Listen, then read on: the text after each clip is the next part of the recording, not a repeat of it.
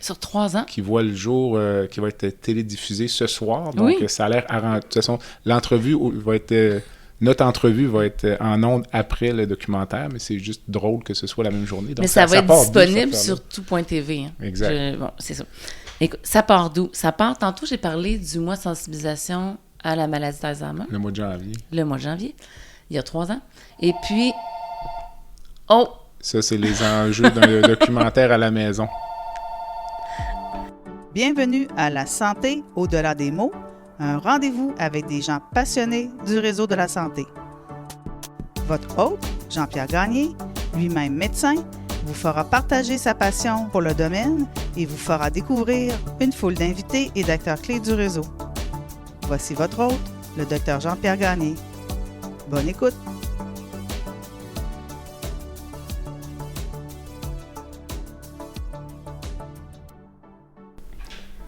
Je suis Jean-Pierre Gagné et bienvenue à ce nouvel épisode du balado La santé au-delà des mots. Il s'agit d'un des derniers épisodes d'une série spéciale sur l'aide médicale à mourir. Au cours des épisodes précédents, nous avons reçu des spécialistes du domaine et j'ai même reçu une personne qui a accompagné son père dans le processus. Aujourd'hui, j'ai bien hâte de m'entretenir avec Mme Sandra de Montigny qui est atteinte de la forme familiale de la maladie d'Alzheimer. Sandra, bonjour. Allô? Alors, merci de te joindre à moi pour ce documentaire. C'est un peu, ou ce balado, c'est un peu intimidant puisque tu es quand même beaucoup dans les médias ces jours-ci. Donc, je t'avouerai que le défi pour moi, c'était d'essayer de te poser des questions que tu n'avais pas déjà reçues. Donc, j'espère que tu vas trouver ça quand même intéressant. Donc, si on te présente en quelques mots, tu es sage-femme. J'étais, oui. On l'est encore, je pense. Non, mais dans le sens où je peux juste plus officiellement utiliser le titre. OK. Donc, j'ai fait ma carrière comme sage-femme, oui. Pendant presque 20 ans? Ou... Oui, oui. Okay. Puis, tu as arrêté il y a quelques années là, en raison de ta maladie. Mm-hmm. Tu as 3 enfants. Oui. Tu es grand-mère depuis quelques semaines? Quelques 2 semaines. 2 semaines. 2 semaines. On pensait avoir ta fille Daphné ce matin, mais je pense qu'elle avait d'autres engagements. Donc, ce sera peut-être pour une autre fois. Puis tu mènes un combat actif là, pour l'accès à l'aide médicale à mourir via les directives médicales anticipées. On va en parler tout à l'heure. Tu as témoigné devant la commission spéciale sur l'évolution de la loi concernant les soins de vie. Ta fille également. J'ai écouté ces 2 entrevues-là. Je dois dire que c'était assez touchant. Là, ta fille énormément. Toi aussi, bien sûr. Puis on sentait là, c'est sûr que c'était en visioconférence. Là. Les députés n'étaient pas là, face à toi, mais je pense qu'il y en a qui retenaient presque leurs larmes là, après les témoignages. Là.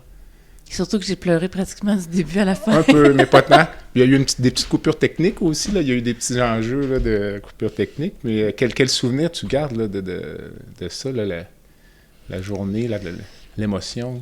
Écoute, pour moi, c'est vraiment un moment marquant. Parce que j'étais vraiment stressée. Ouais. Puis, je suis pas quelqu'un de très stressé normalement. Mais là, pour moi, l'enjeu était tellement grand, comme si je portais toute la responsabilité du monde sur l'aide médicale à mourir en lien avec les maladies neurodégénératives sur moi. Mais c'était pas le cas, là, mais c'est un peu ça. J'avais l'impression que je jouais ma fin de vie, là. J'ai envie de mourir de cette façon-là. Bon, ben, go, c'est le temps que je fasse le pitch qu'il faut que je fasse. Puis rapidement, je suis devenue très émotive. Mais je suis une fille qui est très émotive, mais qui normalement arrive à avoir un certain filtre. Mais là, il n'y avait rien à faire. Okay. Écoute, j'ai pleuré du début à la fin, ou presque en parlant. En parlant, mais tu sais, j'étais comme... Mais c'est des sujets quand même difficiles, là. Mais pas, oui, puis... comme je dis, j'avais tellement l'impression de jouer gros, comme si c'était un peu... la dernière chance que j'avais pour peut-être avoir accès à l'aide médicale à mourir anticipée, ce que je souhaite ardemment. Mm-hmm. Donc, c'est parti assez rapidement sur l'émotion. Puis, tu sais, j'avais écrit un petit texte ou des highlights, puis je suis vraiment pas bonne pour suivre ça. Souvent, je vais partir comme naturellement. C'est ce que j'ai fait, puis là, ben, ça continue comme ça, dans l'émotion. Ceci dit, c'est vrai que c'est un sujet très émotif de toute façon. C'est quelque chose qui m'habite à chaque jour, parce que à chaque jour, j'ai des manifestations de mon état. Puis j'avais l'impression d'avoir une bonne réception, malgré que les députés ils m'écoutaient puis ils me parlaient pas à ce moment-là. Ouais. Mais juste dans le non-verbal, j'avais l'impression qu'il y avait des réflexions qui se passaient de leur côté aussi. Alors voilà, mais je suis très contente de comment ça s'est passé, même si c'est sûr que je me suis dit, j'aurais peut-être aimé ça pleurer un peu moins. Mais non, mais tu sais, en commission parlementaire, tu ne souhaites pas arriver puis pleurer du début jusqu'à la fin, mais en même temps, ça pouvait difficilement être autrement. Oui, je comprends. C'est ça. Fait que moi, je suis très contente. J'étais pas déçu. J'ai trouvé que ça a coupé court, là, mais je comprends qu'il y a des limites de temps. Même qu'ils ont accordé un peu plus... tu parles de mon élocution? C'est vers la fin. Non, la période de questions. Là, comme la fin, je pense, même Mme Yvon, je pense, elle aurait peut-être aimé continuer un peu. Puis là, le temps était terminé. Mais ils ont continué un petit peu. Un petit peu plus, mais un petit peu, je pense que c'était quelques minutes. Là. Ouais. Mais oui, ils sont un peu contraints dans le temps. Là. Hors d'onde, avez-vous eu des entretiens ou quand ça coupe, c'est comme... on se déconnecte? Ou... Oui, on se déconnecte. Moi, j'avais discuté avec Véronique Yvon déjà auparavant. Pas dans le cadre de la commission. Avant, on s'était déjà parlé. Mais c'est sûr que j'aurais pu leur en parler pendant une journée et demie. Je me serais pas tannée, là. Ouais. Mais bon, il faut ce qu'il faut. Puis en même temps, c'est aussi un souci d'équité pour tout le monde, là. Exactement. Puis ta fille, elle, l'expérience qu'elle en a tirée ou... Elle est très fière d'elle. Très, très fière d'elle. Puis moi-même, j'ai été... honnêtement, puis le mot qui me vient, bon, c'est pas un beau mot français, mais j'étais flabbergastée, là. Je la regardais, puis j'étais comme, aïe, aïe, mais elle est vraiment hot, puis elle est vraiment... Tu sais, c'est stressant. Puis c'est émotif, parce que c'est des sujets difficiles. Mais je la sentais vraiment enlignée dans son opinion, dans sa façon d'expliquer comment elle est arrivée là. C'est quoi les enjeux pour elle, pour ses frères, puis pour comment qu'elle voyait l'accompagnement de sa mère. Comment qu'elle a vécu le départ de mon père, parce qu'elle était là, puis elle s'en souvient. Je l'ai trouvée vraiment, vraiment excellente. Puis ma fille, elle étudie en sciences politiques, puis je disais, elle était à la bonne place. Elle était à sa place? Elle était à la bonne place, c'est clair. Je pense, ta fille a mentionné, comme je me trompe pas, elle a dit, mettons que la mort, ça faisait partie un peu de votre quotidien, ouais. Là. Donc, mais en même temps, moi, on est chez toi aujourd'hui, là. J'ai pas l'impression que... c'est pas une atmosphère morbide, là. Il y a plutôt... c'est illuminé, c'est joyeux. Il y a 2 chats, il y en a un qui jase beaucoup, donc... Bien, en fait, c'est que chez nous, il n'y a pas beaucoup de tabous. La mort, en effet... Mais la maladie puis la mort ont fait partie de la vie de mes enfants depuis longtemps.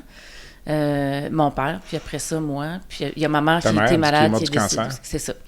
Donc, on en a parlé beaucoup, puis on essaie de parler de ces situations-là sans tabou. Mes enfants ont accompagné ma mère, mon père, les enfants étaient plus jeunes, mais ma mère, mes enfants étaient là à son décès, là. Ils l'ont accompagné à la maladie, dans la mort. Puis maintenant, ils m'accompagnent dans ma maladie à moi.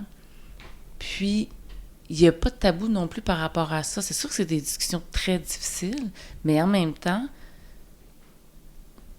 c'est comme si on avait un éléphant blanc dans une pièce, là, je veux dire. J'ai la maladie d'Alzheimer, c'est une maladie qui va dégénérer. On peut faire le choix de faire comme si ça n'existait pas, mais ça existe, puis que ça se manifeste, puis ça fait peur, puis ça... Ou on en parle librement, puis c'est sûr qu'il y a des gens qui vont percevoir ça de l'extérieur, qui attrapent ça comme discussion, ils font comme, voyons, c'est donc bien intense, là. Mais c'est ça fait partie de nos vies. Puis maintenant, on en est rendu qu'on arrive à en faire des jokes. C'est pas drôle, là. Mais, tu sais, à un moment donné, on dédramatise aussi. Puis je suis vraiment contente de la façon que ça tourne, parce qu'au départ, j'avais peur de l'introduire, de le dire à mes enfants. J'étais terrorisée, là. Puis, mais en même temps, je me disais, je peux pas faire assemblant, là. Je peux pas. Et j'ai des manifestations, puis là, il va falloir que je parte de la job, puis là, je suis triste, puis tout ça. Fait que ça a été de crever l'abcès, puis finalement, ça a été une très bonne décision. OK. La maladie avec laquelle tu vis, il y a un pronostic, là, il y a une espérance de vie. Quel corollaire ou quelle comparaison tu ferais entre cet état-là puis l'état d'une personne qui a un cancer avec des métastases, puis qui a un pronostic vital peut-être de la même nature? Puis moi, je côtoie beaucoup de ces gens-là, mais je les côtoie pas au quotidien, là. Je ne fais pas avec eux l'exercice que je fais avec toi ce matin, mais Est-ce qu'il y a une comparaison ou, dans ta tête ou as-tu rencontré des... Tu parles par rapport à vivre avec la maladie? Exactement, puis l'acceptation, puis le fait qu'on a tous une échéance. Là, oui. On le sait, là, comme il n'y a personne qui sort d'ici vivant. Là, Moi, je dirais que j'ai peut-être une préparation plus longue. OK. Ça fait longtemps là, que je sais que c'est possible que, là, depuis que j'ai 27 ans, je sais que j'ai un risque sur 2. Puis à ce moment-là, moi, j'ai déjà commencé à vivre ma vie à 200%. Là, bon, là, 1 sur 2, je trouve ça assez important. Fait que on va en profiter. Et ça fait que j'ai vécu plein de beaux projets puis plein de belles expériences intéressantes que possiblement je me serais pas permis de faire en restant assis sur mon laurier un peu plus tranquille, là, en me disant je vais faire ça plus vieux, mais bon, je sais que c'était possible que je le vivrais pas, j'allais le faire. Quelqu'un qui a un cancer, c'est que des fois aussi ça peut frapper, mais n'importe quand. Mm-hmm. Tu l'attends pas, puis paf, c'est là. Puis des fois, dépendamment de où est-ce que c'est rendu, mais l'idée de profiter de ta vie au maximum, puis d'utiliser le plein potentiel du temps que tu as, dépendamment à quel niveau que c'est rendu dans ton cancer, ça se peut que déjà tu sois assez limité. Ouais. Moi, ma maladie, bon, c'est une maladie difficile, puis c'est une maladie, tu sais, que même si tu sais que tu vas l'avoir, puis c'est plus loin, c'est quand même dramatique parce que personne ne veut avoir cette maladie-là. Mais en même temps, ça m'a donné certains coups de pied dans le derrière pour vivre des belles expériences en famille. Moi, j'ai fait de la coopération internationale. Puis c'était mon rêve de jeune adolescente, là, de faire de la coopération internationale. Puis quand je suis devenue mère, ça a été de le faire avec mes enfants. Okay. C'est de leur permettre de voir d'autres choses ailleurs dans le monde, d'autres réalités. Et puis le décès de mon père, ben ça a été le dernier coup que j'avais besoin là, pour mettre ça en place. Puis on est allé vivre 1 an à l'étranger, en Bolivie, ma famille et moi. Dans une région éloignée, en altitude. Puis mes enfants, ils en parlent encore aujourd'hui, là, comme si c'était arrivé il y a 2 semaines. Là. OK, ouais. Ils parlent espagnol, sont allés à l'école là-bas. Puis ça n'a pas de prix. Puis est-ce que je l'aurais fait autrement? Peut-être pas, parce que ça impliquait que j'ai démissionné de ma job parce qu'ils ne voulaient pas me donner de sans-sol. Je dis, c'est pas grave, moi, je vais pareil. J'aurais-tu fait ça si j'avais pas senti un décompte? Peut-être pas. Ouais. Mais c'est ça, la vie amène des choses, puis moi, ça m'a amené ça, puis ça a amené d'autres avantages, quand même. Comme quoi, mettons, quand tu dis des avantages? Bien là, ça, entre autres, de me dire, je veux profiter du temps que j'ai maintenant, parce que dans 10 ans, ça se peut bien que mes beaux projets de vouloir faire tel voyage ou telle coopération, ben je pourrais plus. Donc maintenant, je suis capable, je suis en santé, je veux le faire. Le 6 refuse une demande de sans-solde. Parfait, je démissionne, je pars. OK. Ça a été ça. Quand on est dans ta condition, là, tout ce qui nous entoure au quotidien, là, les réchauffements climatiques, l'avenir de la planète, la politique, l'économie, les enjeux de ressources humaines dans le domaine de la santé, là, puis je pourrais te faire une liste. Toi, dans ton état, dans ce que tu vis, est-ce que ça te passe 6 pieds au-dessus de la tête ou c'est quelque chose qui t'intéresse ou auquel tu portes attention? Tout ça m'intéresse. T'es rendu ailleurs? Bien, tout ça m'intéresse, sauf que je fais pas une anxiété extrême, mettons, par rapport au changement climatique, dans le sens où je sais que moi, ça m'impactera pas tant, là, mais je sais que mes enfants, oui, puis mon petit-fils qui vient d'arriver, oui, puis bon, à cause de ça, je demeure consciente par rapport à tout ça, mais je suis très sensible aux enjeux sociaux malgré tout, mais ça m'empêche pas de dormir le soir. OK. La position que tu as prise, là, d'être un peu là, à l'avant-scène là, de ce combat-là pour l'accès à l'aide médicale à mourir, ça vient d'où? Là? Je sais que tu as perdu ton père de la maladie d'Alzheimer, mais tu aurais pu rester comme spectatrice là, de ce débat-là. Là. Elle vient d'où cette motivation-là de te mettre, non seulement de t'impliquer, mais d'être à l'avant-plan? Là? Bien, en fait, bien honnêtement, j'ai comme pas pris de décision que je pensais qui mènerait à ça, mais je suis la fille la plus naïve de la planète en général. Okay. Souvent, j'anticipe pas trop, puis c'est bon, ça arrive. Puis là, ce qui est arrivé, c'est que j'ai eu mon diagnostic d'Alzheimer l'été. L'été, il faudrait reculer dans 2018, les années. Je suis mêlée, là, un petit peu. 2018. Je pense, 2018. C'est ça. En tout cas, c'est ce que j'ai noté. Livres, là. Okay, c'est ça.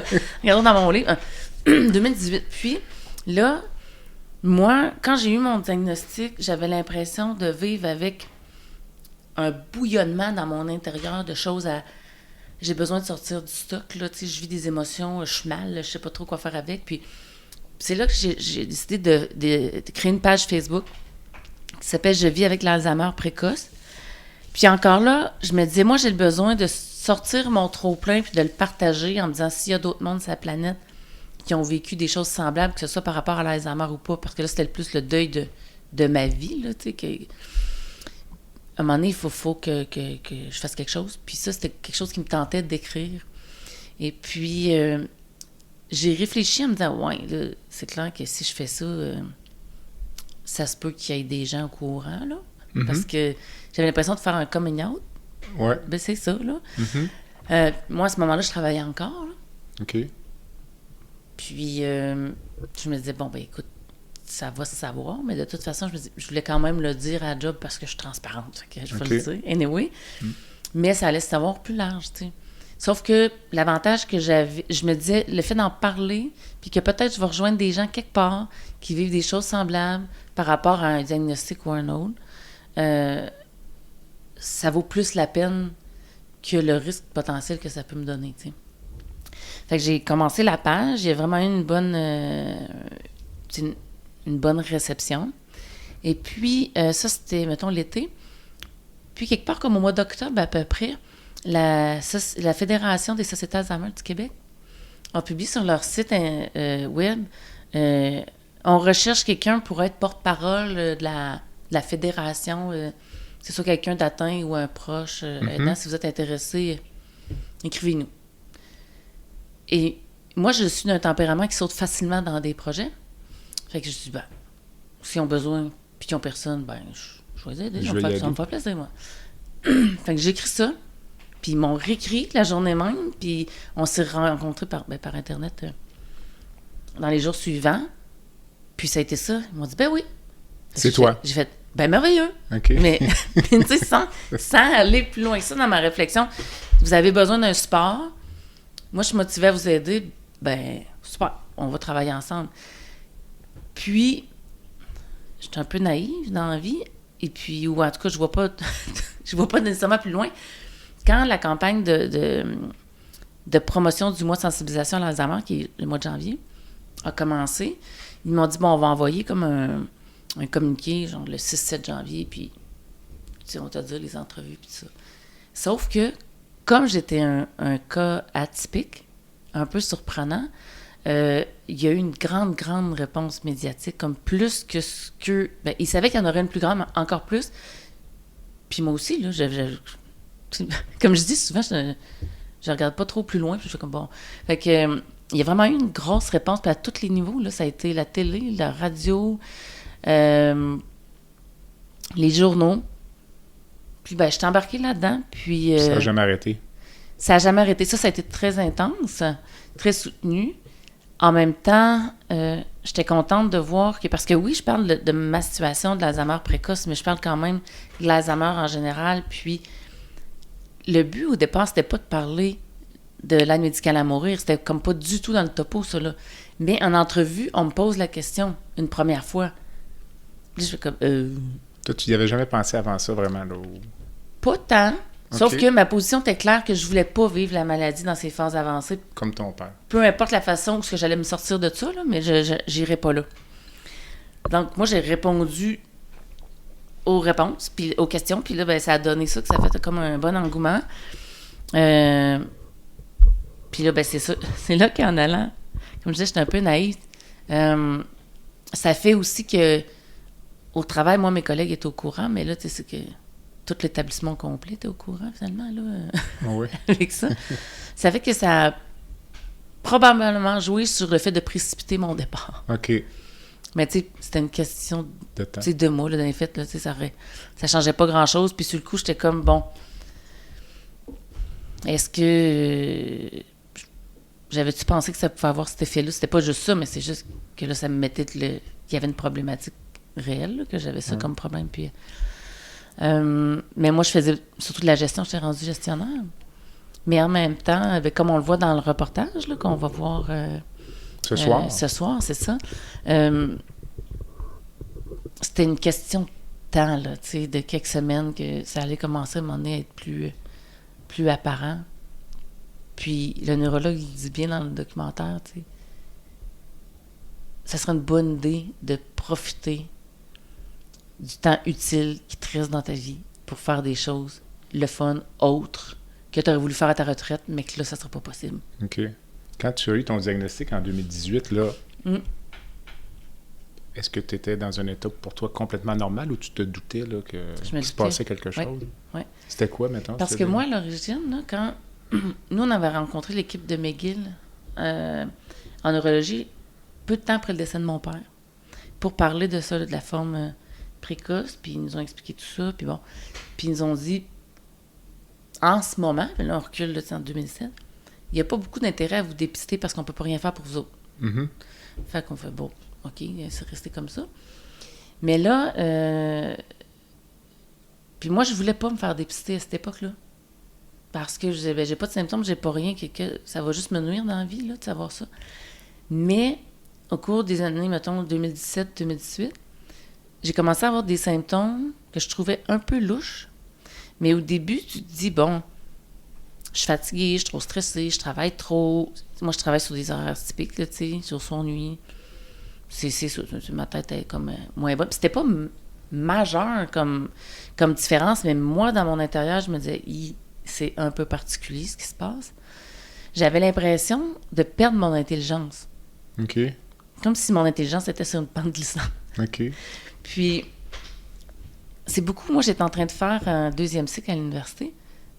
Puis, j'avais l'impression qu'avec chaque session, puis c'était facile pour moi de le mesurer parce que c'était des sessions, des cours différents, plus ça allait, puis plus que ce qu'on me demandait un effort pas mal plus intense pour ma tête que ce qu'elle fait d'habitude. Mm-hmm. Avec des résultats pas aussi intéressants que d'habitude.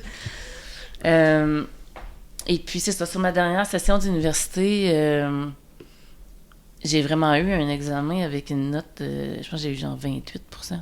Puis, tu sais, ça ne fit pas du tout, là. Mais c'est parce que l'enjeu de l'examen, c'était... On avait des textes de loi, on devait avoir, je sais pas, l'équivalent de 3 pouces de textes de loi. Puis, on avait des questions, mettons, sur une situation X, puis dans quel texte de loi qu'on pouvait retrouver la réponse. Fait que, c'était du... Lis ta question, va chercher dans tes cahiers. Mais le problème que j'avais, c'est que je lisais la question, puis il y en avait juste 10, là. C'était pas la fin du monde, là. Avec des choix de réponse. Mais là, je lisais la question, puis je disais, OK, oui. OK, il faut que j'aille voir sur début de la... Je sais pas moi, de l'assurance maladie au Québec. Là, je pars. Puis au bout de 2 minutes, je suis comme... Qu'est-ce que je cherche quoi, moi, là? Ouais, c'est ça. Puis là, je retourne. Puis là, j'ai fait ça de même. Puis ça fait que j'ai pas fini l'examen parce que je passais mon temps à faire ça. Genre, j'ai fini avec 27%.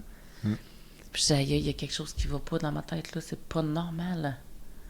C'est ce qui t'a poussé à te faire dépister? Ben ça, c'était comme... Là, j'étais juste sur le bord de...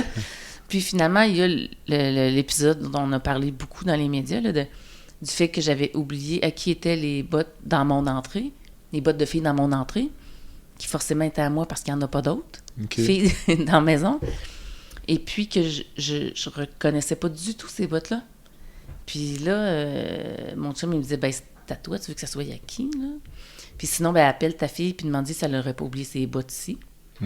Puis là, ma fille dit, ben non, voyons, maman, c'est tes bottes à toi. C'est tes préférés, on t'allait les acheter ensemble, tu les aimes tellement.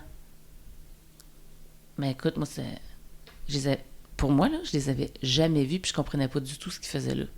OK. Ça a créé un peu un nombre de chocs. J'imagine. Dans la famille, le lendemain, là, une discussion au sommet, là. OK. C'est là que ça a commencé à... Oui, parce que je les ai reconnus le lendemain. OK. Mais moi, la panique, là, de pas reconnaître ça, puis tout le monde me dit que c'est ça. Puis là, ça faisait suite à l'examen. Je me disais, je pense qu'il y a possiblement quelque chose qui va pas bien. OK. Puis dans le livre, là, tu racontes dans ton livre que tu as publié, là, qui s'appelle L'urgence de vivre, publié aux éditions La Presse en 2020, que j'encourage tout le monde à lire d'ailleurs, c'est extrêmement intéressant. Tu parles de la journée du diagnostic, puis la rage face à ça, c'est comme si c'était venu plus tard, d'après ce que je comprends, ou la journée même, tu es enragé, ou juste triste? Parce que quand tu parles de la rage dans ton livre, ça semble être venu plus tard. Oui. Là, j'étais plus sous le choc, vraiment. J'ai pleuré, ça m'a paru une éternité, là. Tu sais, j'ai pleuré avec des gros sanglots, puis c'est comme si je sentais que là j'avais ma vie, puis que cette journée-là, j'avais un avant-après. C'était 2 morceaux complètement différents. Je pleurais de réaliser que là, ça serait plus jamais comme ça a été. Parce que je le sais.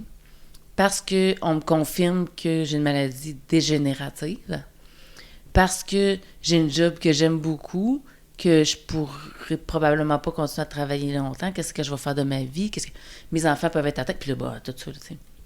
Fait que là, j'étais beaucoup vraiment dans la peine, là, tu sais, mais la détresse, là. OK. On est retourné, parce que c'était à Montréal, on est retourné à Québec dans l'auto. Je me suis couchée en arrière, sur la banquette arrière, la face vers le dossier, cachée en dessous d'une couverte, puis j'ai pleuré. Tout le long. Tout le long.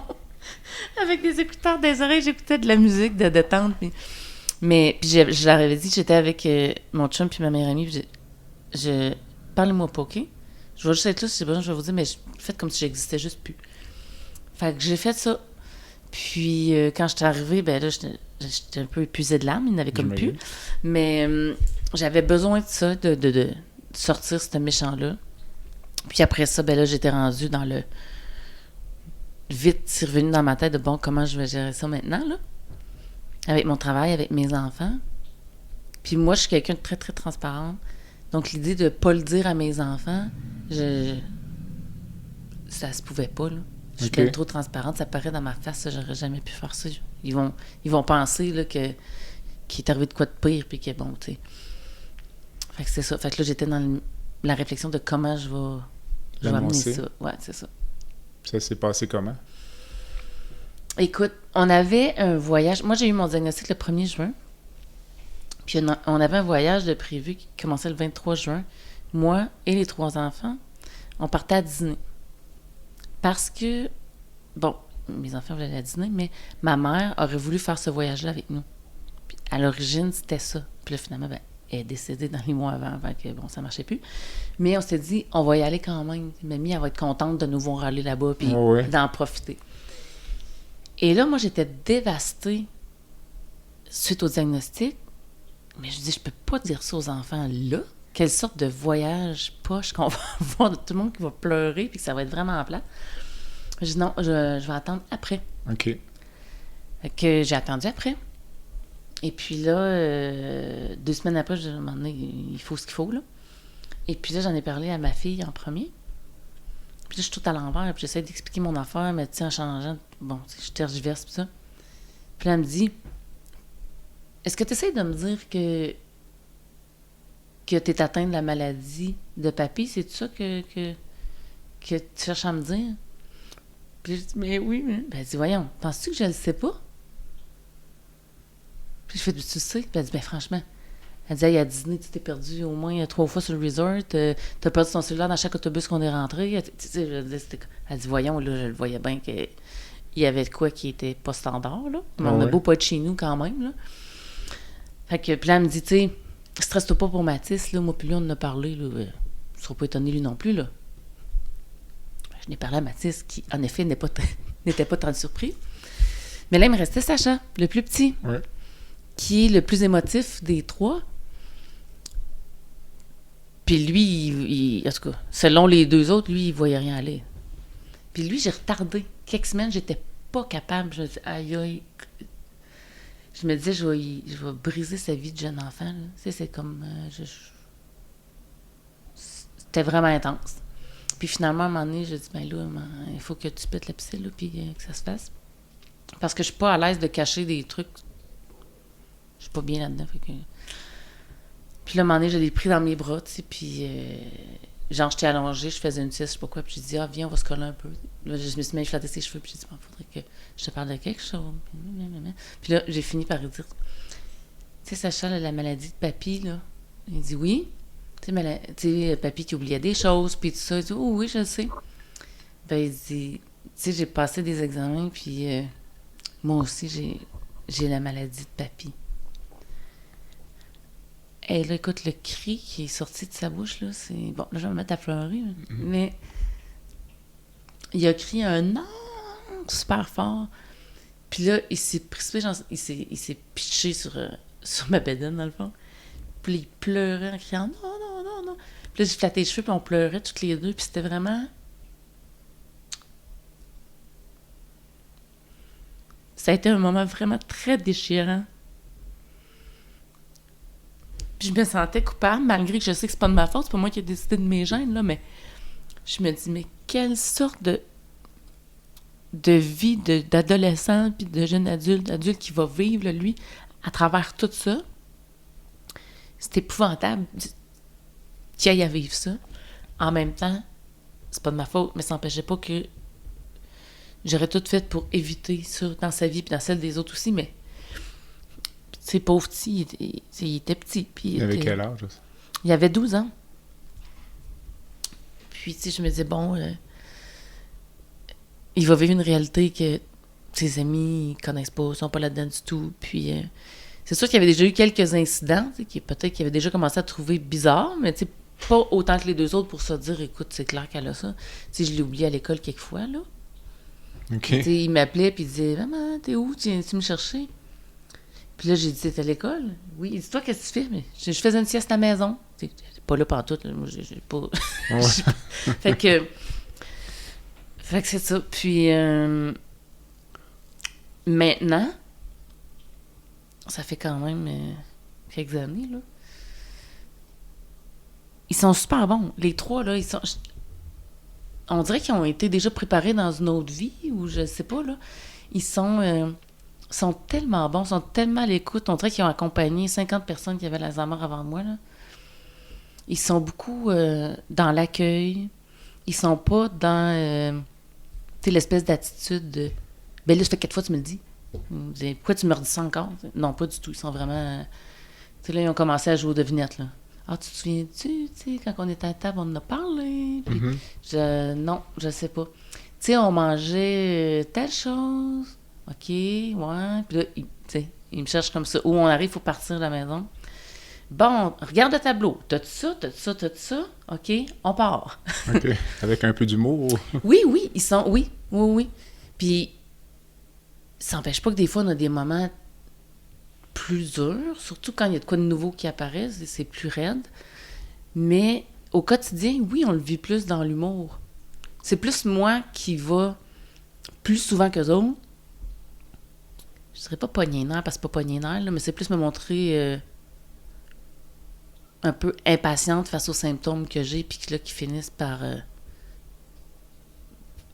me nouer dans mon quotidien, puis que là, je viens pas, hey, là, ça va faire, là, ou ben j'ai encore ça, ça fait tant de fois que je fais telle affaire aujourd'hui, puis ils vont dire, ouais, c'est pas grave, là, on n'est pas là pour compter le nombre de fois que tu te tombes là-dessus, là. OK. Ils sont comme s'ils devenaient des vieux sages, mais plus jeunes. Ouais. Sacha, ton plus jeune, lui, il a peu connu ton père? Ou, non, il y avait 4 mois. Donc, finalement, la maladie, la fin de la maladie, il ne la connaît pas. Là. Non, juste par mon récit. OK. Donc ça enlève une source d'angoisse peut-être au moins, là, ou ça l'augmente, tu penses? Bien, en fait, les enfants, même s'ils étaient plus vieux, ils n'ont pas connu la fin de la maladie. Tu sais, quand mon père était vraiment en genre de en tout cas, c'est pas une psychose, mais tu sais, comme un genre de psychose, hallucination, d'agressivité intense, puis d'insultes qui finissaient plus, puis de l'errance, il marchait à 4 pattes, puis il rampait à terre, là. Ça, ils l'ont pas vu. Ça a été raconté, mais ils n'ont pas été témoins de ça. Puis Sacha, ben lui, on lui a pas dit à ce moment-là, puis encore moins. Mais on en a tellement parlé, par contre, que il sait un peu ça ressemble à quoi, mais pas au même niveau que Daphné, par exemple. OK. Quand ton père est décédé des complications de sa maladie, d'une pneumonie, le sentiment principal, c'était du soulagement ou c'était de la peine de le voir partir? Non, c'était du soulagement. Oui. Ça faisait déjà quelques années que j'avais de la peine de le voir partir. OK. Parce que moi, j'avais l'impression qu'il habitait plus son corps. Tu sais, je le voyais agir, puis je dis, mon père fait pas ça, là. Puis, tu sais, mon père, il était jeune. Donc, tu sais, des espèces de comportements étranges, là, de faire de l'errance, là, jour sur nuit, fin de semaine, puis que ça finit jamais, cette Jusqu'à affaire-là. l'épuisement là, que tu Oui, racontais. de marcher à quatre pattes, puis après ça, de ramper à terre, puis bon, tout ça, là. À un moment donné, tu peux juste souhaiter qu'il soit délivré de ça, parce que c'est... Physiquement, son corps, c'est super intense. Puis je me disais souvent, si mon père se voyait en ce moment, il dirait, écoute, organise-toi pour que ça finisse, là. Ça n'a juste pas de sens, là. Ta mère supportait tout ça? Ouais. Ouais. Ça a duré Ouais. combien d'années, la période vraiment, là? Vraiment très, pénible, très là? intense, celle-là. Je dirais la dernière année. Ça n'a pas été si long. C'est déjà trop long. Très là. long, quand même. Mais, tu sais, mettons, je dirais peut-être un 6-9 mois là, de mémoire. Pas très bonne, mais quand même, maintenant, je dirais 6-9 Ouais. mois.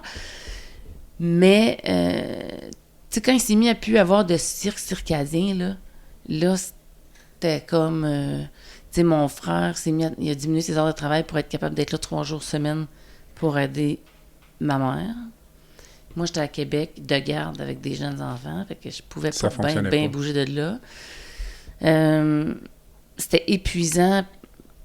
Écoute, je revois mon père, là, être assis dans le salon, puis pleurer avec tu sais, les yeux écarquillés, puis un peu, je dirais, ça donne un peu l'image d'un enfant de 2-3 ans qui est effrayé, là. Tu sais, vraiment effrayé, puis qui disait, en fait, il disait même plus des mots rendus là, mais il essayait d'exprimer qu'il était fatigué. Tu sais, je suis fatigué, mon corps est fatigué, ma tête, puis tout ça. On le disait pas de même, mais c'était ça. Puis on était rendu à un point où on dit, je sais pas qui mène en haut quelque part, là, mais c'est-tu possible de venir le chercher? Parce que c'est de la torture, là. C'est de la torture. S'il avait eu accès à l'aide médicale à mourir, tu penses que ça aurait eu lieu combien de temps avant son décès? Selon les critères que toi, tu as en tête, là... Ben, tu vois, je réponds à ta question en 2 morceaux. Là, j'ai sûrement oublié le deuxième morceau, fait que tu me le rediras. OK. Mon père était... Mes parents n'étaient pas des catholiques pratiquants, mais ils étaient des catholiques quand même. Puis, tu sais, comme de fond de valeur. Puis, je pense pas que mon père aurait eu accès... qu'il aurait choisi l'aide médicale à mourir. À cause de ça. Je pense. Okay. Peut-être pas dit comme ça, mais je pense. Ma mère, quand elle est décédée du cancer, bon, tu sais comment ça fonctionne un peu, là. Oui. Tu sais, on y a pas dit, veux-tu l'aide médicale à mourir, mais vous savez, vous avez beaucoup de souffrance. Lorsque vous allez être tanné, que vous aurez atteint votre limite, puis que vraiment, vous pensez que... C'est genre en non-dit, mais que tout le monde comprend, là, vous nous le direz. Puis c'est ça qui s'est passé, là. 2 jours après... elle a dit, là, je veux juste plus. Puis elle est décédée le lendemain. Ça, c'est des soins palliatifs à ce moment-là. Oui, c'est juste pas nommé comme ça. Oui, exactement. Mais on était déjà dans les soins palliatifs. Elle avait été comme placée dans une... C'est ça, c'est l'accélération là, Ouais, du soulagement des douleurs. C'est ça, exactement. Fait que... Mais je pense que ma mère avait besoin de sentir qu'elle allait au bout de ce qu'elle pouvait donner, tu sais, de son effort physique, parce qu'à un moment donné, ça n'a comme plus de sens. Fait que mon père, probablement, je pense qu'il aurait eu un peu la même attitude. L'affaire, c'est qu'avec la maladie d'Alzheimer, tu peux avoir beaucoup de souffrance morale, émotive, avant de te rendre à une grande souffrance physique. T'sais. Je sais pas comment il aurait dealé ça, pour vrai. Je sais pas. Le deuxième point, donc, tu me disais, il y avait deux Moi, points. je m'en souviens plus du... Ben, c'est ça, j'allais dire. Ma question, c'était plutôt dans le sens, quand tu as vu l'évolution de sa maladie, là, donc, puis toi, tu as en tête à peu près les critères que toi, tu aimerais appliquer dans ta situation. Combien de temps avant son décès, il aurait finalement eu l'aide médicale à mourir? Tu penses que ça aurait raccourci sa vie, quoi, d'1 an, 2 ans? 1 an, à peu près.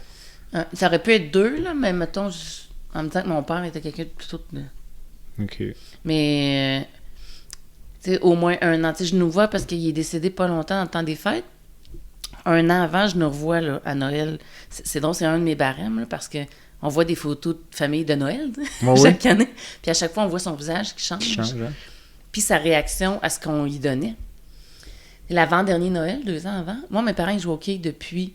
Genre, ils se sont connus au hockey, tu sais, quand ils avaient 18 ans. Ils n'ont jamais arrêté. Puis ils jouaient 2 fois par semaine. Puis ma mère, elle avait acheté une nouvelle boule de quilles. Puis quand il a ouvert ça, il nous a regardé, la bouche grande ouverte, puis... Mais il savait pas c'était quoi. Fait que là, on était comme 2 ans avant son décès. Fait que quand il allait au quai, ma mère, elle l'amenait, puis lui, il faisait ce qu'il pouvait, puis souvent, il ne comptait même pas, mais bon, c'était pas grave. Mais lui, la boule de quai, il savait pas c'était quoi. Mais là, il vous reconnaissait, puis tout ça, là, à ce moment-là. Oui. OK. La dernière année, il nous mélangeait tout. Puis, OK. là, ça a l'air drôle à dire, mais tu sais, on arrivait à faire beaucoup d'humour avec mon père, parce que mon père, c'était quelqu'un qui aimait rire beaucoup. Puis quand il nous prenait pour d'autres mondes, ben, on jouait le jeu, tu sais. OK. Fait que là, mettons, j'arrivais, puis j'allais le voir, je disais « Salut, papa! » J'ai dit « Jeanne est où? » C'est ma mère. Il dit « Ah, Jeanne, elle est partie. » Puis c'est ma mère, elle est à côté, là, mais elle la voit pas, elle est pas dans son angle. Ouais. Il dit « Jeanne est partie. » Je dis « Partie où? » Ben, elle est partie avec un autre homme. OK. Puis je dis « Oh, ouais, qu'est-ce qu'elle fait avec un autre homme? Ben, elle m'a volé tout mon argent. » Fait qu'on a, c'est drôle, on a ri avec lui, puis sur d'autres choses, c'est que des fois, il me voyait arriver, puis il me dit « Hey, salut! » Je dis « Hey, salut, est-ce que tu me reconnais? »« Ben oui, t'es ma soeur. »« Ah ouais? » OK. Fait que on embarquait un peu là-dedans, puis il trouvait ça drôle, puis des Faut fois... pas ben, l'angoisser, peut-être, aussi, ça? oui, puis ça sert à rien de... Je pense qu'on l'a compris instinctivement, là, de le confronter, de dire « Ben non, mais elle n'est pas partie avec un autre gars. Elle est là. Ouais. » Parce que lui est pas là. Fait que même si je dis que c'est elle qui est là, c'est comme si j'ai dit que l'inconnu qui est là, c'est ta femme. Ben non. Là. Ça marchait pas pour lui. Non, puis ça servait à rien. Tu sais, OK. À quoi ça sert de faire ça? On prend une courte pause Comme tu et veux. on revient. Le podcast La santé au-delà des mots est une présentation du groupe conseil Beauchamp, Beaulieu, Dessureau, Toupin de la financière Banque nationale Gestion de patrimoine. Comme nous croyons que la santé financière fait partie de la santé globale, nous sommes heureux de nous joindre au Dr Jean-Pierre Gagné pour vous souhaiter une bonne saison de la santé au-delà des mots. Tu veux lancer ton propre podcast, mais tu ne sais pas comment t'y prendre? Pas de problème. Mouton Marketing peut t'accompagner de la conception au lancement. Envoie ton idée de podcast à bonjour@gomouton.com. bonjour@gomouton.com. L'univers du podcast t'attend. Sandra, on va revenir sur ou aborder le documentaire L'oubli en héritage, Oui. qui a été réalisé par Bruno Savard, qui est chef d'antenne à Radio-Canada à Québec. Ça part d'où ce projet-là, là, qui s'est étalé sur plusieurs années? En fait, ça part de tantôt, je parlais du mois de sensibilisation à la maladie d'Alzheimer. Là, si on se reporte dans le temps, là, bon, le calcul de mes années, c'est pas optimal. Probablement 2019 ou tu es devenu porte-parole. C'est quelle année que je suis devenue porte-parole? Tu as eu ton diagnostic en 2018. Ouais, fait que c'est en Tu 2019. peux pas être porte-parole avant d'avoir le diagnostic. Fait que c'est en janvier 2019. La première entrevue que j'ai faite de toutes mes entrevues, c'est avec Bruno. OK. Fait que là, il y a eu une connexion. Oui. Puis on l'a fait en personne parce qu'il n'y avait pas encore de COVID, fait qu'on l'a fait ensemble. Puis on a vraiment eu un bon contact. Puis c'était fort parce que c'était la première fois. Puis bon, fait que je suis venue émotive et tout ça. Puis Bruno m'a rappelé 2 jours après. Puis il me dit j'ai pensé à un projet avec toi, puis j'aimerais ça t'en parler. Puis là, je me souviens plus si ils le disent dans le documentaire ou pas, fait que je vais me permettre de le dire, mais Bruno me dit, ben il l'a dit là, récemment, il ne me l'a pas dit au début.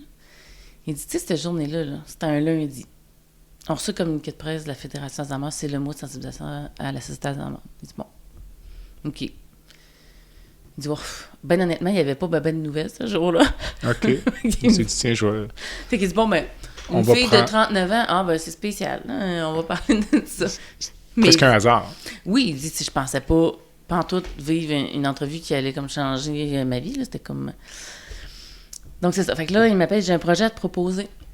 Fait qu'on a pris un café comme 2-3 jours après. Puis là, il me dit ça. Il dit, écoute, moi, je pense qu'on peut aller plus loin avec ton histoire. Puis j'en ai parlé avec l'équipe à Radio-Canada, si on a pensé à ça, mais on ferait un reportage avec toi sur 2 ans. Si tu acceptes qu'on te suive un peu partout.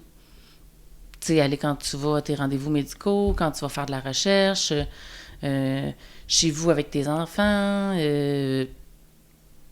si tu vas en voyage. On est allé en voyage à Los Angeles pour un congrès international sur la maladie d'Alzheimer avec les familles atteintes de la forme précoce comme moi. Oui, c'est ça. Tu en parles dans ton livre. Ben c'est ça. Puis moi, je suis allée, puis Bruno et Steve, le caméraman, sont venus avec nous aussi. Donc, c'est ça. Puis, pas longtemps après ça, Bruno est venu en me disant « OK, j'ai le hockey de Radio-Canada, si t'es partante, on y va? C'est un go, puis on y va. » Ouais, ça a duré 3 ans. Est-ce que lui te suivait partout? Souvent, il envoyait seulement un caméraman, mettons? Non, c'était beaucoup... Au début, c'était beaucoup les deux. OK. Après ça, il y a eu des moments où... Plus tard, je pense à la dernière année, comme ça a été Steve, le caméraman, juste quelques fois où, tu sais, il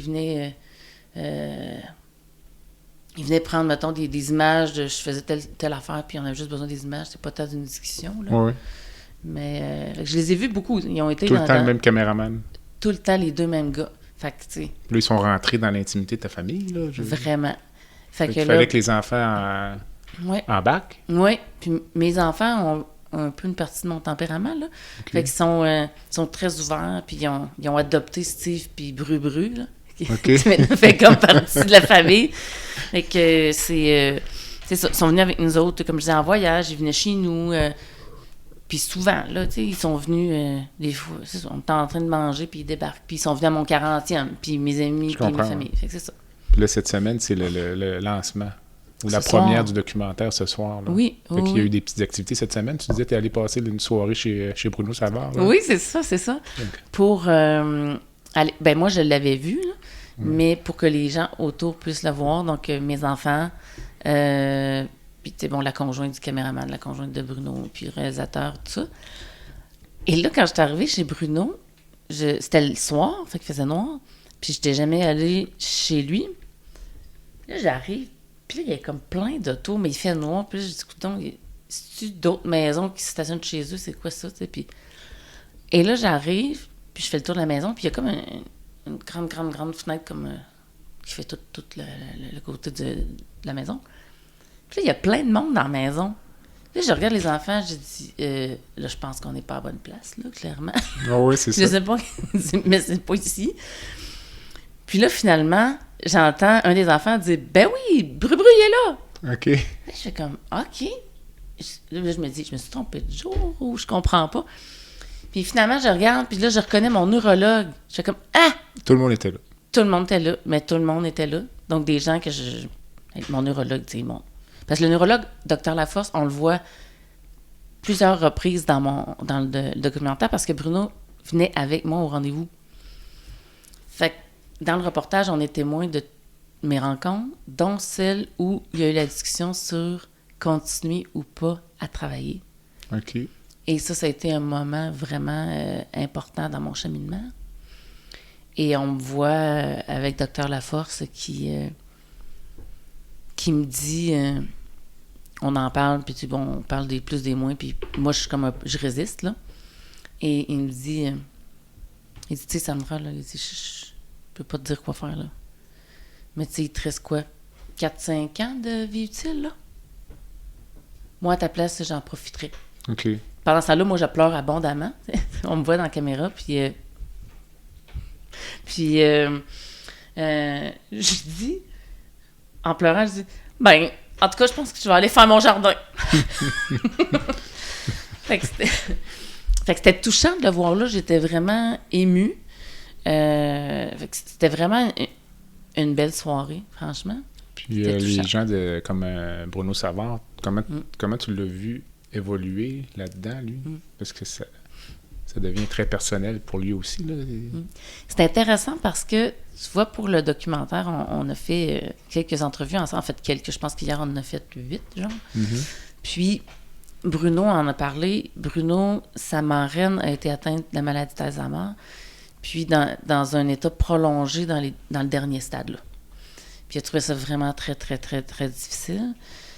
Puis, malgré ça, puis il dit même si j'ai côtoyé Sandra, puis que je comprends son point de vue, puis que je comprends sa démarche, moi, comme personne, je suis pas sûre que j'aurais voulu que ma marraine ait fait ce choix-là, genre. OK. Même si elle était dans un état, tu sais, je veux dire, le dernier stade de la maladie, là. Oui, c'est ça. Et qu'il se passe plus grand-chose. Puis il dit, pour moi, non plus, mais il dit, c'est sûr que, il dit, tu sais, je réfléchis beaucoup. Puis, tu sais, avec Sandra, je peaufine ma pensée, mais C'est difficile. D'emblée, j'ai pas la même pensée qu'elle a. Ça, c'est au début du cheminement ou à la fin? Non, c'est là qu'il me dit ça, là. Maintenant. Ben, il m'avait parlé, tu sais, de sa marraine, mais qu'on ait des discussions plus profondes, là, tu sais, on parle dans la dernière année, OK. où, tu sais, il me disait, je comprends ton point, puis je respecte, puis pour moi, c'est évident que c'est ça qu'il faut. Pour toi, c'est ça que tu veux. Ouais. Mais est-ce que moi, je serais capable, est-ce que moi, j'aurais pu, par exemple, être la personne qui dit, avec une DMA, ma marraine, OK, on est rendu là? Je suis vraiment pas sûre. Moi, je comprends. Mais c'est intéressant d'avoir ce genre de discussion-là. Puis il dit pourtant, je suis ultra sensibilisée à la maladie d'Alzheimer. J'ai fait beaucoup de chemin avec toi. Puis ma réflexion se poursuit. Mais il y a comme des valeurs, des fois, qui te raccordent à une forme de pensée ou à un autre. Mais voilà. On va écouter ça avec intérêt ce soir. C'est bon, pour vrai. Non, j'ai aucun doute. Très bon. Tu parlais tout à l'heure de tes enfants là, qui connaissent ta maladie, qui évoluent bien là-dedans, de la façon dont vous gérez ça, avec de l'humour. Mais au-delà de ton cercle familial, est-ce que tu trouves que le regard des gens sur toi change? J'ai entendu récemment une entrevue de Grégory Charles, le musicien, dont les parents ont été atteints de la maladie d'Alzheimer.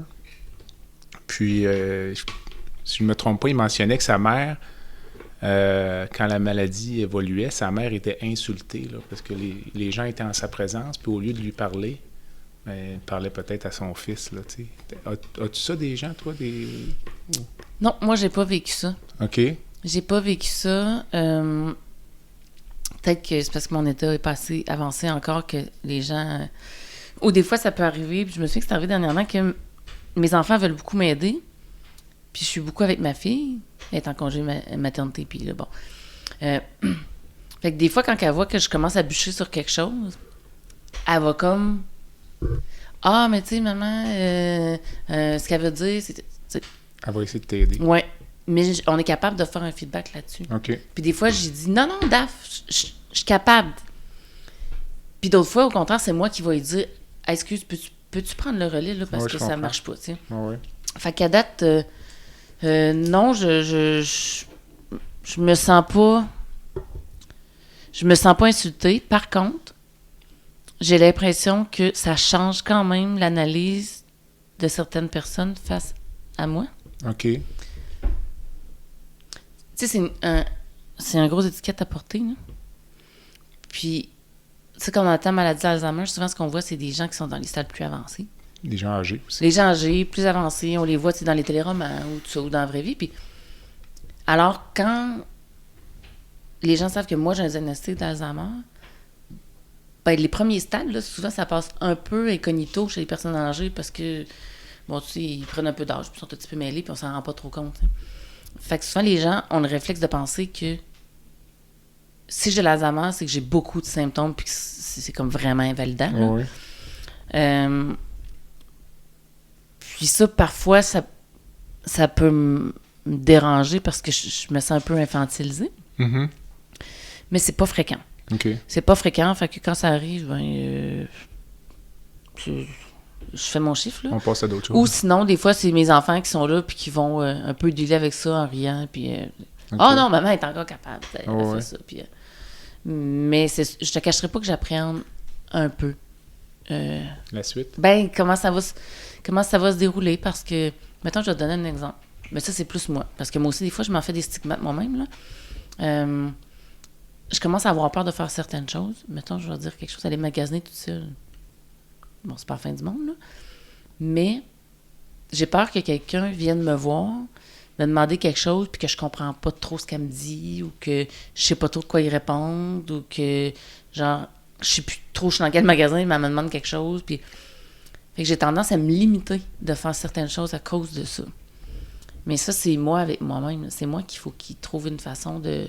Gérer ça. De gérer ça, d'être bien avec ça, Est-ce que c'est d'être accompagné? Est-ce que c'est de... Parce que le réflexe qu'on a, c'est d'y aller de moins en moins. Et les trucs qui nous rendent mal à l'aise, on y va de moins en moins, mais c'est pas vraiment une solution, là. Il faut que je trouve d'autres choses que ça, mais je suis comme en adaptation là-dessus, là.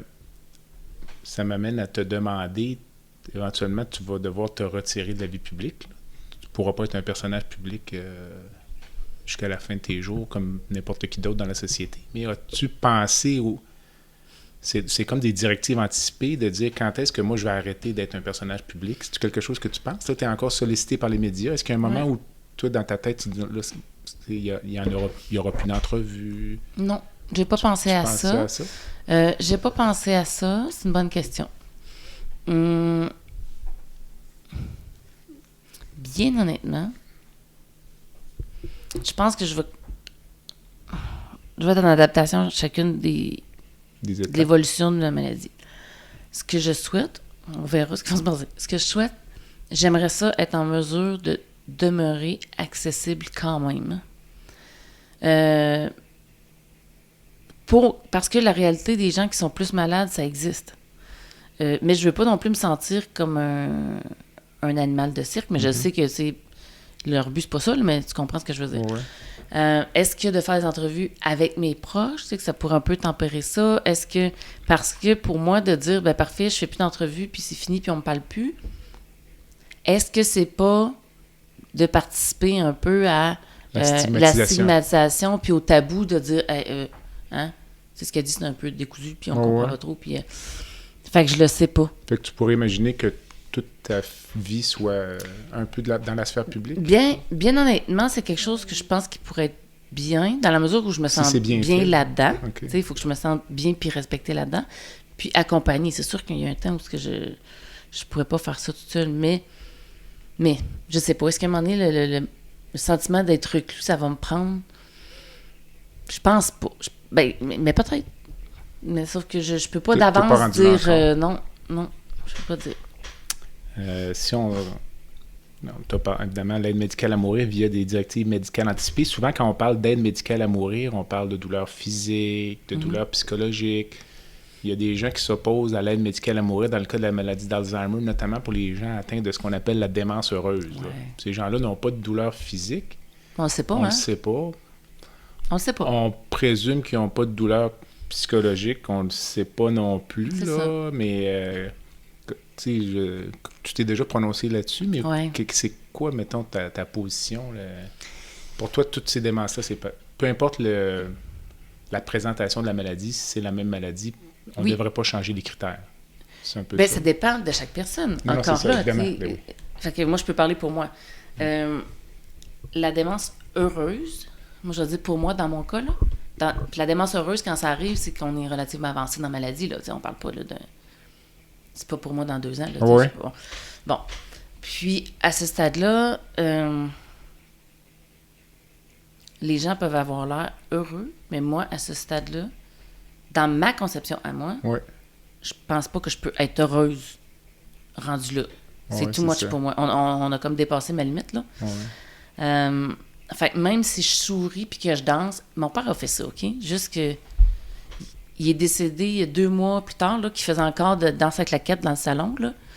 Il turlutait. Puis avec la langue qui sortait de la bouche, puis il sautait du pied, puis il faisait avec les bras dans les airs, puis il pouvait faire ça pendant 2 heures, là, sans arrêt, tu sais. Jusqu'à tomber de fatigue, quasiment. Est-ce que mon père aurait été heureux de se voir comme ça? Je suis certaine que non. C'est des automatismes, en fait, puis c'est ça qui faisait rendu là. Moi, je sais que moi, je serais pas heureuse à faire ça. Ma dignité, je pense que je sais pas, je suis peut-être plus... Non, mais c'est... Je suis plus sensible à ma dignité, là. Moi, j'ai pas envie de faire des spectacles à tout le monde. Donc, quand rendu là, si on a accès à l'aide médicale à mourir, on le fait plus pour... À partir du moment où on n'est pas conscient de son... On ne sait pas si on est conscient de son état, finalement, mais... On le sait pas. Est-ce qu'on le fait plus pour nos proches ou on le fait pour nous? C'est qu'on se projette dans le futur? Moi, je le fais pour moi. Puis là, quand je dis ça, je me trouve un peu égoïste, mais je pense que j'ai le droit. C'est... Je veux pas avoir l'air de ça. Ouais. Ça sert à quoi? À qui? Comment? À personne. Moi, ça me sert à rien. Mes proches, ça sert à rien. C'est d'étirer une maladie qui va s'étirer. Tu sais, moi, mon père, il a eu une fin relativement courte, mais tu sais, ma grand-mère, là, le père de mon père, la mère de mon père, ça a duré des années qu'elle était dans une position là, catatonique dans son lit, pas bouger, pas de son, pas d'image, puis que même ses enfants n'allaient plus la voir parce que ça leur faisait trop de peine. Moi, c'est hors de question que ça m'arrive. Je veux pas ça. Puis même si j'ai l'air contente, puis que je souris, puis que je danse, mais que dans le fond, je sais plus rien autour. Mon père, quand il faisait ça, là, les stepettes, là, il était plus capable d'aller aux toilettes tout seul. Là. C'était la bataille à chaque fois. Puis il fallait qu'on le fasse manger. Tu sais, ça allait pas. Fait que moi, je pense que j'ai une partie de moi qui est fière et orgueilleuse. J'ai pas envie de faire ça. Puis peut-être que mes proches trouveraient ça drôle dans le sens où je t'avoue qu'on a eu des moments de rire avec mon père parce qu'à un moment donné, il était mieux d'en rire et d'en pleurer tout le temps, là.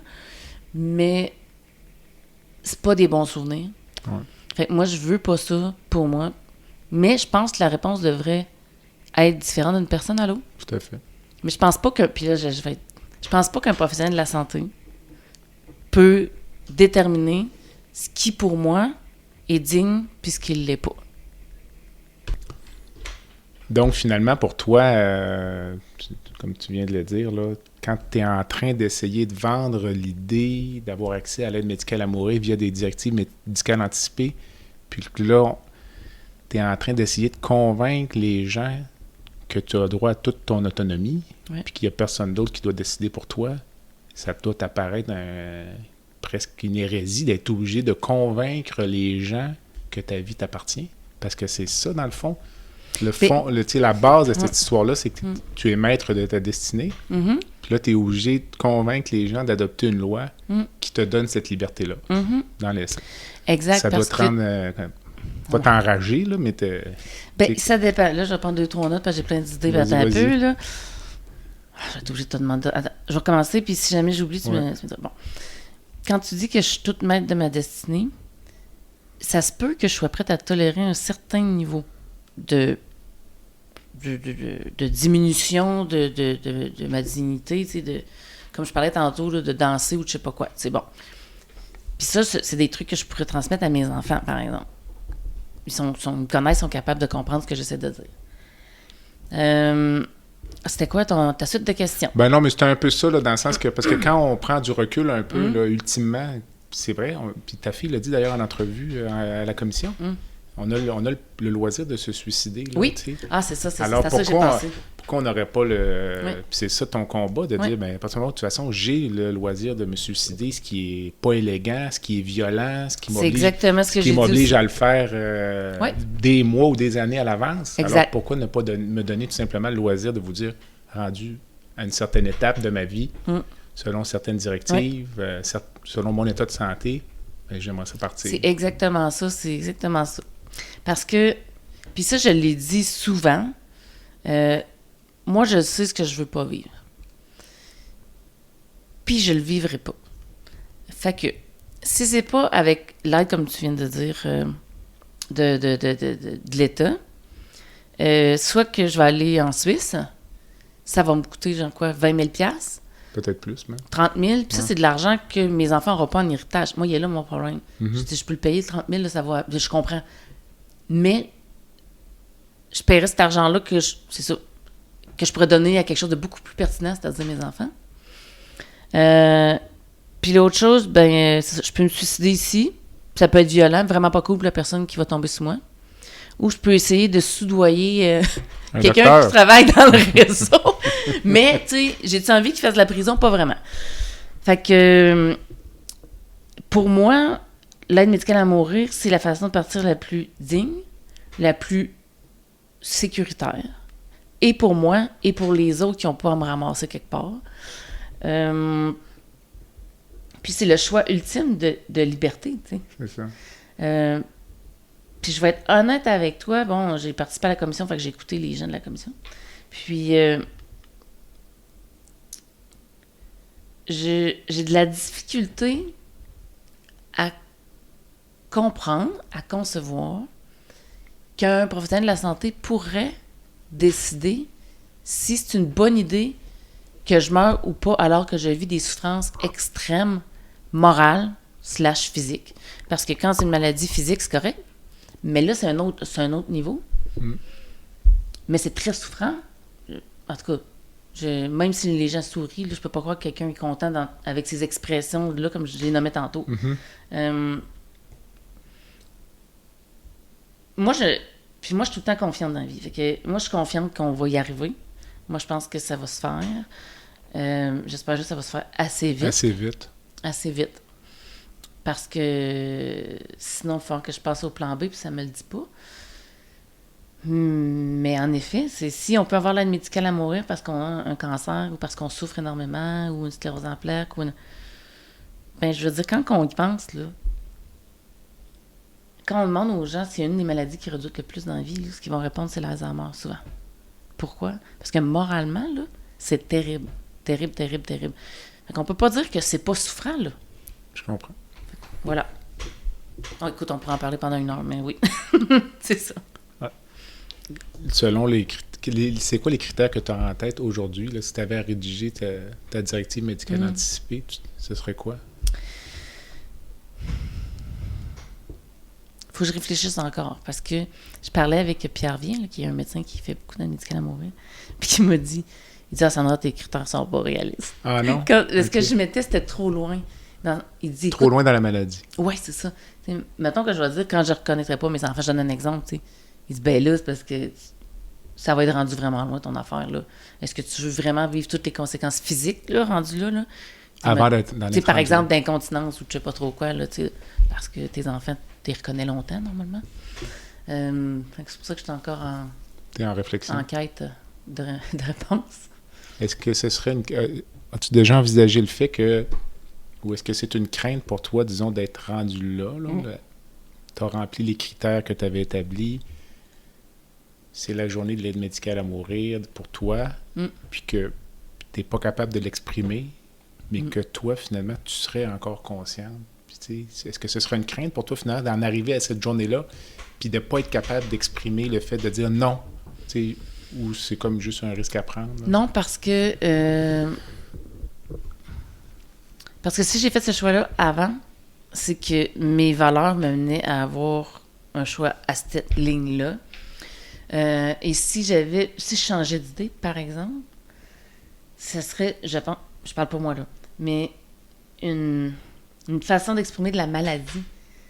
Tu sais, si ça fait toute ma vie que je dis que je veux pas être dépendante de mon physique, ça changera pas plus cette journée-là. Okay. Mais moi, j'ai peur de la mort, là, comme ça se peut pas. OK. Mais pas de la mort comme telle, mais du après, tu sais, c'est comme mythique, là, je sais pas trop. Pour moi, on peut juste pas être pas là, ça marche comme pas. Ma conscience, elle peut juste pas être plus là. Fait que, mais ça, à moins d'une grande révélation, je vais aussi avoir cette peur-là jusqu'à la fin, là. Fait que, ben oui, ça se peut que je le manifeste, que je veux pas, parce que j'ai peur de la mort, que je veux pas de la mort, ben peut-être. Mais je vais mourir de toute façon d'ici quelques années, puis là, je suis comme dans un état vraiment pitoyable, là. Fait que, à un moment donné, il va falloir que ça se fasse pareil, là. C'est une question qui peut être délicate, mais si tu avais eu ton diagnostic là, dans la vingtaine, est-ce que ça aurait changé tes plans de vie, ta décision d'avoir des enfants? Ma décision d'avoir des enfants... La question s'est posée pour ta fille. Là, oui. La décision d'avoir des enfants, je penserais pas. Parce que... Bon, je suis une éternelle optimiste, mais moi, je suis convaincue que pour mes enfants, c'est que, mettons, ma plus vieille, elle a 23 ans, puis le temps qu'elle se rende à 40, on est dans... que ça va être un cas réglé. On n'est pas loin, là. On est vraiment pas loin. Fait que ça me va. Bon, ils vivent le fait de ma compagnie, puis que c'est pas drôle, là, mais qu'eux autres soient vraiment symptomatiques, je penserais pas. Est-ce que ça aurait changé d'autres choses dans ma vie? À partir du moment que mon père a été malade, là, puis qu'il est décédé, quand il est décédé, là, j'avais genre 27 ans. Là, ça a changé beaucoup de choses pour moi. Parce que là, j'ai vraiment pesé sur l'accélérateur de je veux vivre ma vie au maximum. Fait qu'il y a peut-être ça que ça aurait changé, que je l'aurais décalé puis je l'aurais fait avant, mais bon. Là, je l'ai fait plus tard, puis j'étais juste plus mature, puis mes enfants étaient là, puis on l'a fait avec eux autres, puis c'est le fun. Fait que, non. Ta fille, si je me trompe pas, était à se questionner sur le dépistage. Elle voulait le dépistage. Je me fais dépister, puis là, ouais. Elle est tombée enceinte. Eh oui. Là, elle a vécu ça comment? Parce qu'en commission, elle était enceinte, puis elle semblait dire qu'elle avait une grossesse, même qui l'angoissait. Un peu à cause de un peu tout ça, là, un peu ta situation, le fait qu'elle ne sait pas si elle est porteuse, Elle sait pas ce qui l'attend, elle sait pas ce qui attend son garçon. Donc... C'est un peu paradoxal parce que ma fille ressentait un peu une urgence d'avoir des enfants jeunes. OK. Parce que c'est sûr que dans notre condition, on ne sait pas qui est atteint, mais si moi, j'avais pas eu des enfants à l'âge que je les ai eus, là, puis je les avais eus à 38 ans, là, on aurait un petit problème quand même. Ouais. Donc, Daphné voulait quand même avoir des enfants jeunes. Puis oui, elle aurait aimé ça se faire dépister. En même temps, se faire dépister avant de devenir enceinte, mais elle aurait juste voulu être certaine d'avoir ses enfants jeunes. C'était plus ça, là. Puis là, finalement, la vie en a fait autrement, mais bien honnêtement, je pense qu'elle a peut-être donné des coups de pouce à la vie pour que ça arrive autrement. OK. Fait qu'elle est bien là-dedans, puis elle aussi est confiante que si elle est atteinte, elle va être capable d'être soignée d'ici là. Est-ce qu'elle a l'intention de se faire dépister? Non. Non. Ben là, ça change rien dans le sens où, tu sais, son gars, il est là. C'était plus pour l'idée, est-ce que j'ai des enfants maintenant ou pas? OK. Mais là, elle est bien contente qu'il soit là, puis pour elle, l'interruption de grossesse, ça faisait pas partie du tableau. Fait que je sais pas ce qu'elle va le faire plus tard, mais quand il va avoir un traitement possible, probablement. Mais là, au dire du Dr Laforce, on est vraiment à la porte de... As-tu espoir que ce traitement-là arrive assez tôt pour toi? Ou? Honnêtement? Dans ton cœur, sûrement, non? Oui, mais non. Ah non? Non. Tu sais, comme là, justement, on en parlait cette semaine avec le Dr Laforce quand je l'ai vu, tu sais. Puis, c'est le groupe Diane, là, qui font les recherches à l'université de Washington, au Missouri, c'est là? En tout cas, je pourrais pas te... En tout cas, l'université de Washington, c'est eux autres qui font ça. Puis, eux autres, ils travaillent avec les gens qui ont la forme génétique comme moi, parce que on a des sujets intéressants, parce qu'on a des sujets, je veux dire, purs, tu comprends? Tu sais, je veux dire, on a le gène, on est malade, ça se manifeste de même. Puis, on est jeune, fait qu'on n'a pas beaucoup de comorbidité. Fait que c'est comme plus facile. Et puis, ils sont vraiment rendus, là, à faire... C'est eux autres qui ont sorti C'est sorti l'année passée, l'aducanumab, qui est une molécule qui montre des effets positifs sur la régression de l'Alzheimer. C'est eux autres. Puis là, ils sont dans la deuxième phase. Puis, donc, ils vont continuer avec ce même monde-là. Et puis, là, je dis aux Dr Laforce, mais là, tu sais, comme moi, je suis pas rentrée sur la première batch parce que... Fait que là, il me dit, ouais, non, il dit, je pense pas que tu vas pouvoir embarquer dans la voie. Parce que c'est comme la poursuite de la première, tu sais. Je suis comme, bon, super. Mais mes enfants, écoute, puis je le dis souvent, il y a tellement de gens qui sont atteints d'Alzheimer, là, il y en a tellement partout, tu sais, à chaque, je sais pas combien de temps sa planète, ça se rajoute, il y en a. C'est un vrai fléau, fait qu'il y a beaucoup d'argent qui est mis là-dessus. Eux autres, ils sont vraiment en train de développer quelque chose. Fait que moi, pour mes enfants, T'as aucune inquiétude pour eux? Non. Okay. Non. On va se croiser les doigts que ça avance un peu plus vite, mais... Mais je pense que oui, parce que l'humanité n'aura pas le choix, parce qu'on va en perdre pas mal, là. Ça va coûter cher. C'est plate, là, mais ça va coûter cher à l'État, puis ça, ben... D'habitude, on essaie d'éviter ça. Fait qu'on fait des recherches. Avant que ta vie soit bouleversée par ton diagnostic, on en a parlé un peu tout à l'heure, là, mais... Parce que la loi sur l'aide médicale à mourir date du milieu des années 2010, là.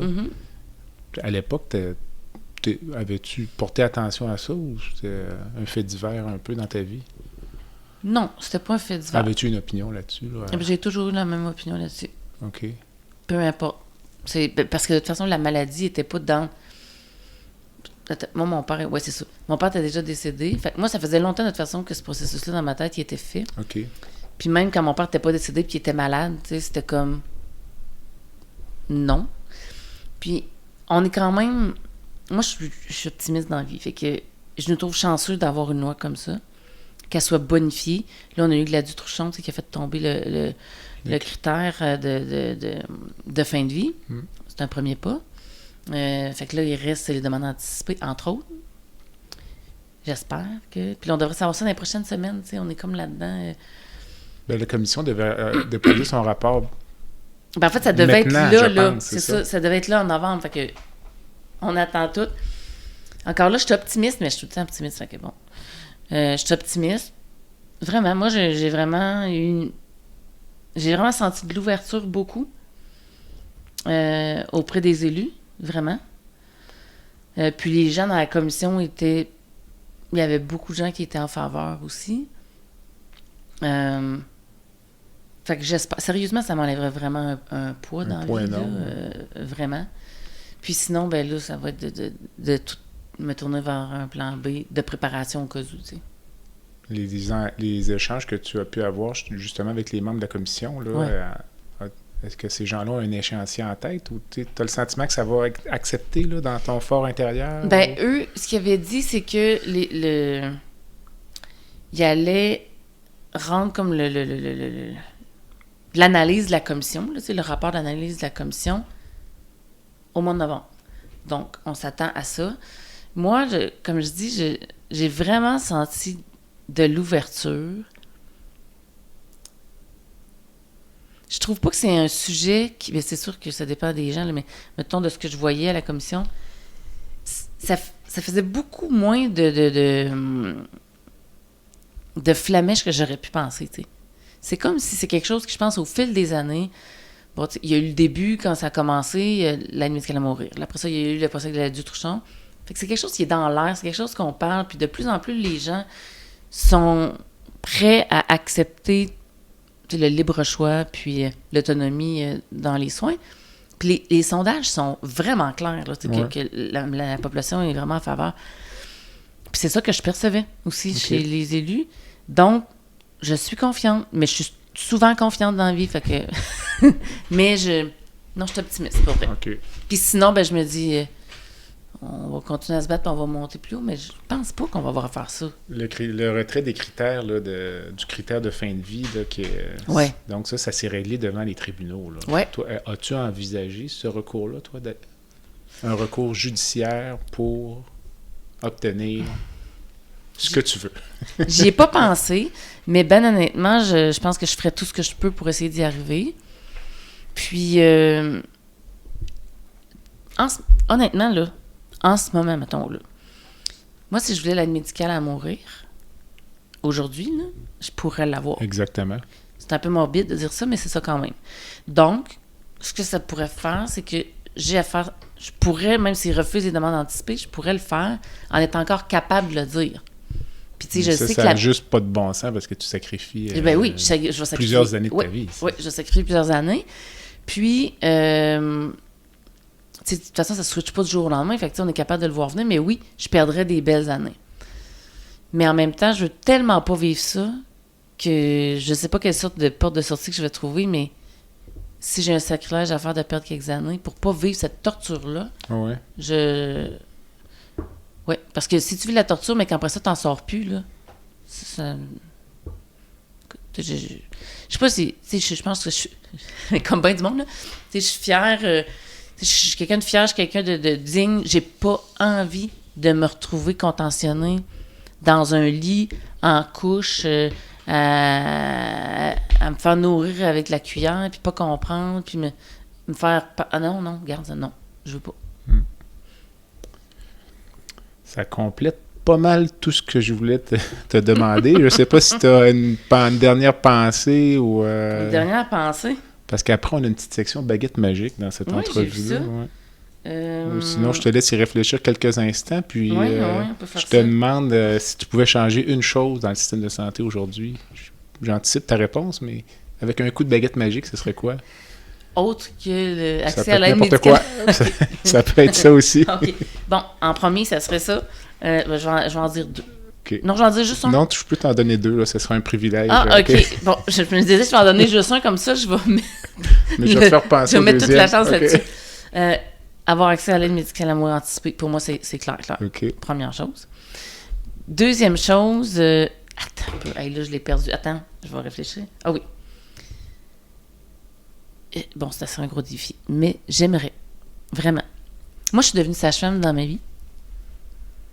Pour plusieurs raisons, mais une raison, entre autres, pour l'humanisation des soins de santé aux femmes et aux familles. OK. Je trouve que c'est quelque chose qui manque beaucoup dans notre réseau. C'est pas nécessairement volontaire. On manque de staff. Tout le monde court partout. On manque de budget. On manque de tout. Bon. Mais j'aimerais ça que si j'avais une baguette magique, si je pouvais sensibiliser là, tous les gens du réseau à ça, là, de juste se rappeler que les gens qu'on a devant nous, c'est des humains. Ça pourrait être notre frère, notre soeur. Puis les traiter avec le plus grand respect possible. De faire des choix éclairés par rapport à des soins, par rapport à des tests, au lieu de juste donner ça de même, puis ciao bye.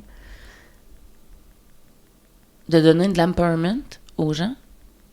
Ça peut prendre quelques minutes de plus, mais je pense qu'au final, c'est quelque chose qui est payant par rapport à remettre une certaine responsabilité aux gens dans leurs soins, parce qu'en ce moment, c'est de la prise en charge pure, souvent. Je suis pas sûre que c'est ce qu'il y a de plus optimal. Si tu pouvais rencontrer une personne dans le monde, n'importe qui, vivante ou décédée. Et j'ai pensé à ta question hier pendant une demi-heure. Okay? Puis pour finalement me rendre compte que je l'allais chercher ben trop loin. OK. J'aimerais ça revoir mon père. Ouais. J'aimerais ça lui demander comment ça va en haut. J'aimerais ça qu'il puisse me dire comment il s'est senti. Parce qu'on voyait juste à travers ses yeux, tu sais, c'était pas... il était plus capable de verbaliser. Puis souvent, je me suis dit, si il était conscient pour me dire telle affaire. Mais j'aimerais ça s'il était capable aujourd'hui de me le nommer. Parce que j'ai pas de doute que c'était souffrant, mais ça me donne encore plus de force pour travailler, pour permettre l'aide médicale à mourir en en me disant, c'est vrai que ça n'a vraiment pas de bon sens. Pour ceux qui le souhaitent, tu sais. Probablement qu'il me donnerait 2-3 mots d'encouragement en plus. C'est bon, merci. Bienvenue. Ça complète mon entretien avec Sandra de Montigny, qui est une des dernières entrevues de cette série sur l'aide médicale à mourir. Merci beaucoup. Ça fait plaisir. Ça a été très, très agréable par cette belle journée de novembre. Avec un chat siamois qui rôdait autour de qui nous. me regarde attentivement. Alors, merci beaucoup. Au plaisir. Je vous invite à écouter les autres épisodes de la série sur l'aide médicale à mourir et les autres épisodes de mon balado. Vous pouvez visiter le site web qui est baladosanté.ca au BALADOSANTE.ca. Je vous remercie encore une fois de votre écoute. Je vous invite à suivre Madame de Montigny là, sur les médias sociaux, à lire son livre. Mais la page, je vais juste prendre la peine. C'est ça, la page sur Facebook, ça s'appelle « Je vis avec l'Alzheimer précoce ». Exact. Ça, c'est la page publique. Ouais. Donc, celle-là, c'est facile à trouver. Là. Il y a, je pense, 10 000 abonnés, je pense. Donc, écoutez également son documentaire qui a été fait avec Bruno Savard. En attendant, je suis Jean-Pierre Gagné et vous avez écouté La santé au-delà des mots. À bientôt.